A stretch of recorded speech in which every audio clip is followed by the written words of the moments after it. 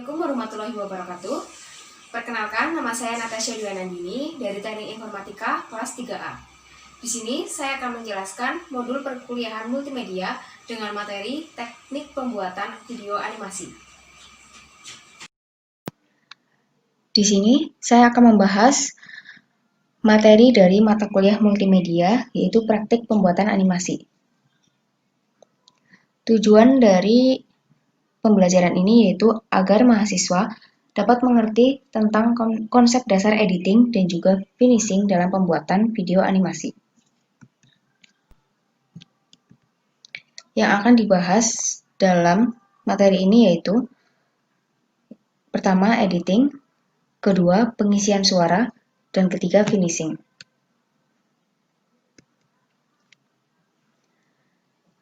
Yang pertama, editing. Editing adalah sebuah proses menggerakkan dan menata sebuah video shoot atau hasil rekaman gambar menjadi suatu rekaman gambar yang baru. Secara umum, pekerjaan ini berkaitan dengan proses pasca produksi. Ada juga pengertian yang menyebutkan, editing adalah proses menyeleksi, mengolah, memeriksa, mengubah, dan memperbaiki naskah agar menjadi bahan yang layak dibaca dan dipublikasikan.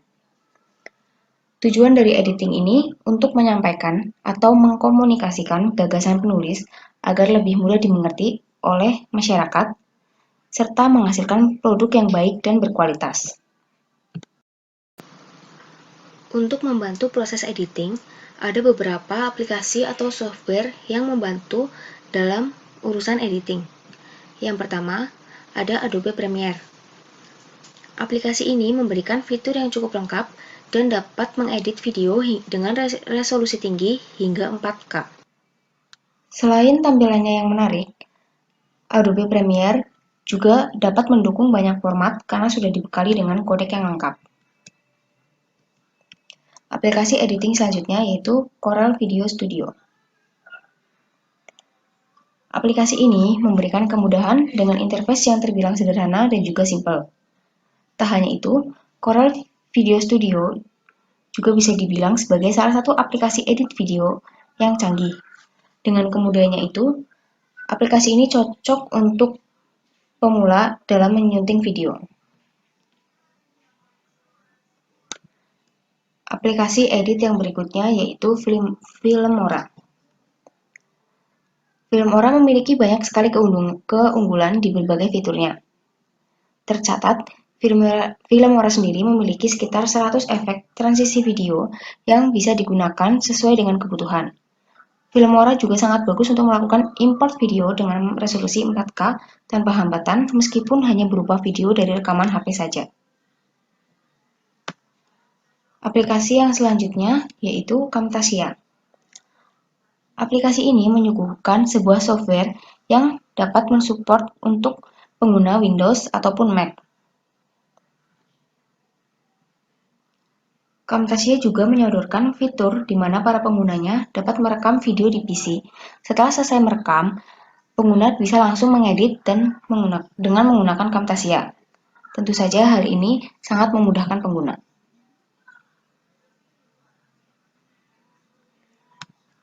Contoh yang terakhir yaitu aplikasi KineMaster. Aplikasi ini merupakan aplikasi yang mudah dipakai dan sering digunakan pada ponsel. Namun, walaupun sering digunakan di ponsel, aplikasi ini memiliki fitur yang menyerupai editor pada komputer, sehingga banyak pengguna yang menyukainya. Di sini akan dicontohkan penggunaan aplikasi editing yang sering dipakai, yaitu Filmora. Pada saat pertama kali membuka, akan ada pilihan New Project ataupun Open Project. New Project ini digunakan untuk membuat project yang baru, sedangkan Open Project digunakan untuk membuka project yang telah kita kerjakan sebelumnya. Setelah kita pilih New Project, maka akan diarahkan ke halaman utama dari Filmora. Di sini terdapat banyak tools yang dapat dipakai. Untuk pertama ada media, ini dapat digunakan untuk mengimport media yang diambil dari komputer kita. Kemudian ada audio. Audio ini berisi sampel audio yang disediakan oleh Filmora yang dapat kita gunakan secara gratis. Kemudian ada titles.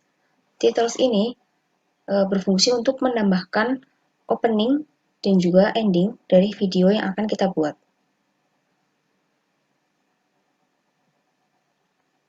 Selanjutnya ada transition. Transition ini digunakan untuk menambahkan transisi pada gambar atau video yang akan kita edit. Kemudian ada efek. Efek di sini berisi efek yang dapat ditambahkan pada gambar atau video yang akan kita edit nanti. Yang terakhir ada elemen. Elemen ini berisi tambahan-tambahan seperti stiker yang dapat kita gunakan untuk video yang akan kita edit. Sekarang kita akan menambahkan video yang akan kita edit. Kita klik import media files, kemudian kita akan memilih video yang ada pada komputer kita. Lalu pilih video yang akan kita edit. Kemudian, video tersebut akan muncul di lembar Filmora. Untuk mengedit video ini, kita hanya perlu menariknya ke bawah.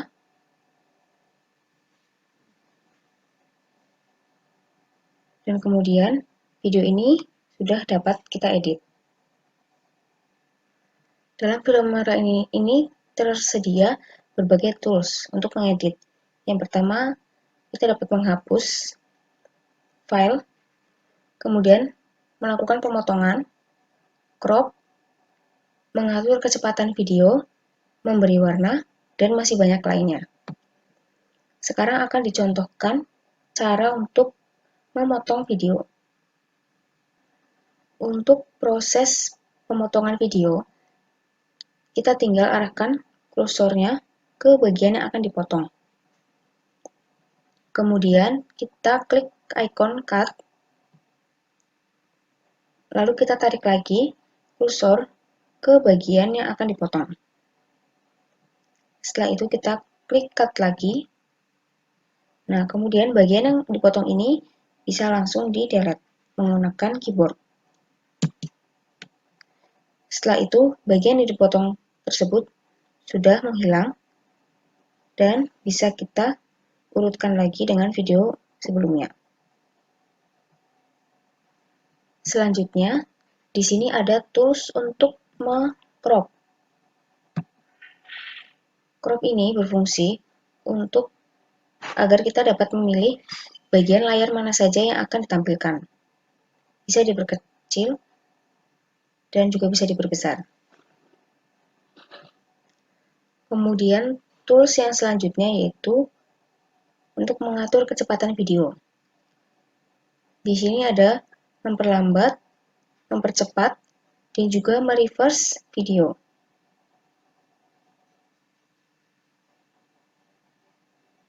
Selanjutnya akan dicontohkan bagaimana cara membuat opening video di Filmora. Karena opening terletak di bagian depan, maka kita sisihkan bagian kosong di awal video. Kemudian kita pilih opening mana. Jika sudah, maka kita tarik menuju ke bagian awal video. Kemudian, opening ini juga bisa kita edit sesuai kemauan. Di sini bisa kita edit tulisan apa saja yang akan dimunculkan dan juga pengaturan font dari teks yang akan dimunculkan. Jika proses pengeditan sudah selesai, maka tahapan selanjutnya yaitu melakukan ekspor video. Video sudah kita edit ini dapat kita simpan dengan resolusi dan juga kualitas yang kita inginkan.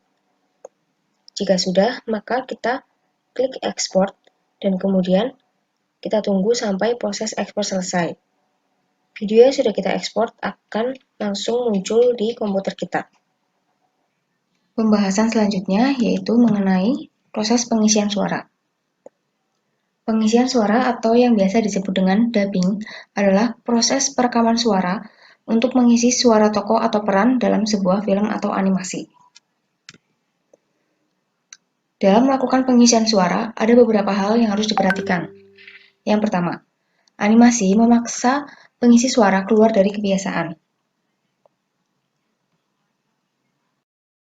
Untuk mengisi suara pada animasi, pengisi suara harus menjadi karakter yang diciptakan oleh orang lain, baik itu karakter antagonis maupun karakter protagonis, yang memiliki suara khas dan mungkin akan sangat jauh berbeda dari karakter suara yang Anda miliki saat ini.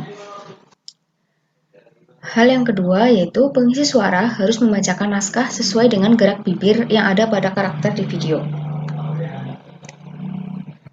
Pengisi suara harus menyesuaikan durasi dan juga gerak bibir sebuah karakter dalam animasi, ketepatan pemenggalan kata, serta mengerti kapan harus memberikan emosi pada kata-kata pada naskah tersebut menjadi kesulitan tersendiri. Hal yang terakhir yaitu pengisi suara dituntut untuk memiliki chemistry dengan karakter. Pada pengisian suara film animasi, pengisi suara dituntut untuk membangun kedekatan dengan karakter yang ia perankan. Kedekatan ini ditunjukkan agar suara mampu masuk ke dalam karakter yang diperankan dan membangun jiwa dari animasi yang akan ditayangkan. Materi yang terakhir yaitu finishing. Pada tahap ini, animasi yang sudah hampir selesai tinggal dicek apakah ada bagian yang kurang atau belum selesai. Di tahapan ini, video animasi dicek ulang dari awal hingga akhir.